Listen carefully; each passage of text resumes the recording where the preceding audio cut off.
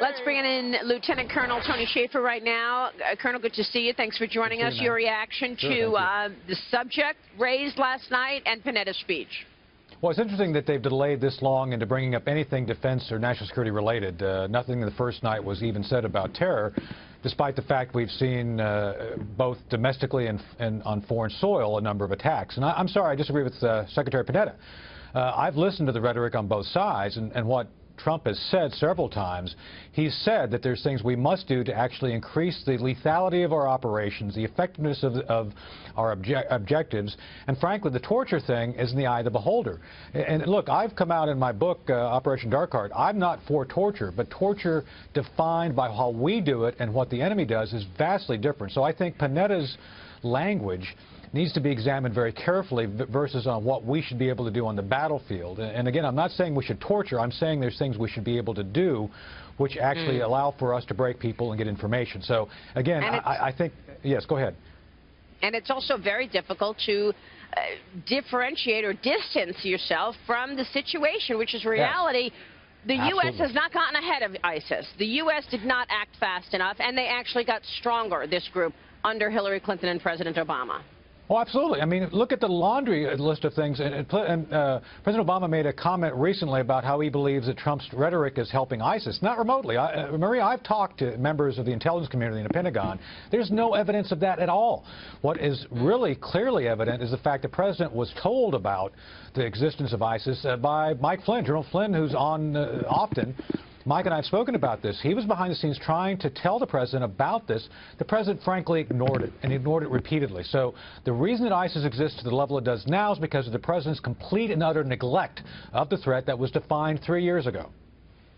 And Colonel, it's Dagan McDowell. That's why when Leon Panetta was speaking, you heard the chants of no more war, no more war. And I thought to myself, those attendees are disconnected from reality. We are at war.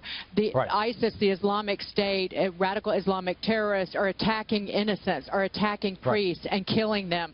What do they think, that removing us from the international stage even more is going to make them go away somehow? I think we've learned the lesson of putting large land armies overseas is not the answer. I think the special operations and working with our allies is the way to go. We've recognized that for a while now. With that said, your point is absolutely spot on. The Democrat leadership and some of its base are completely detached from the reality in which we live. And frankly, let me be very clear on this. The immigration policies that Mr. Obama and Ms. Clinton has put forth will create the problems Europe is now seeing. The Europeans have seen about 500 terror attacks over the past year, largely because of their unmitigated, uncontrolled immigration policies that have allowed for the terrorists to move in through the immigration stream. We just don't want to have priests beheaded here. We don't want to have Delta Force going in raiding mosques. That's what's going on in Germany as we speak, because the Germans didn't pay attention to it, because the French didn't pay attention to it. Their citizens are now paying that price. We need to stop that from happening. And so the Democrat base talking about we don't want any more war, the very policies their leadership put forward is creating the conditions for war. It's completely insane. Yeah, that's absolutely right. And meanwhile, having said all of that, Donald Trump is under fire this morning after he invited Russia to uncover some of Hillary Clinton's deleted emails from her time as Secretary of State. Listen to this. Love to get your reaction. Sure.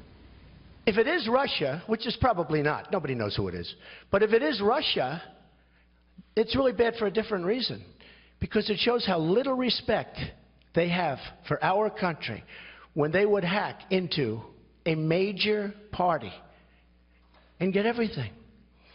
But it would be interesting to see. I will tell you this. Russia, if you're listening, I hope you're able to find the 30,000 emails that are missing. You know, Colonel, I almost feel like Donald Trump fell for it. I mean, the Democrats have created an opportunity to change the conversation. The conversation is about the emails and about what was said in those emails. And anybody on the left who you ask about it, they'll bring up Russia as if it's part of the conversation. It's not the point, and Donald Trump fell for it. What did you think of that? Well, let me parse this in two parts. First, Russia is running the board under President Obama. I mean, they are literally running the table. They're doing it. They're getting away with everything. So Hillary Clinton has every indication she would do the same thing. So why would the Russians try to defeat a candidate that will give them what they want? It's completely insane. You're correct about the point. If you listen to what Donald Trump said, he said, I hope they find them, which implies they've already got them. I've seen the left, to include NBC, lie about this. I watched Lester Holt come on last night and say, oh, this is espionage. No, no, no, he's not encouraging espionage. He's saying, if you got him, you probably ought to show him to us because it shows that you disrespected us by getting in. That's what he said. So I think Trump's words, if you listen to them, are absolutely precisely correct. It is an opportunity for the left to completely divert this issue, but from the fact that their whole election process for their candidate was corrupt. And that's what the bottom line really is.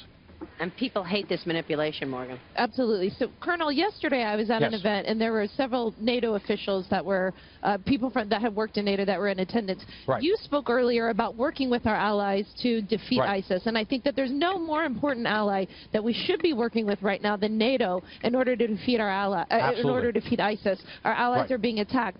I don't know that Donald Trump fully gets that. What do you think about what he's been saying about NATO and about Russia? I think he's learning to be open to being educated. Look, I spoke out about Donald Trump's comments about NATO as recently as 30 days ago.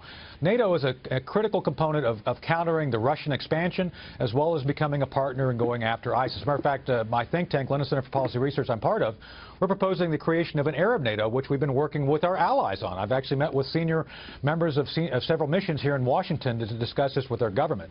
So the NATO concept is a good one.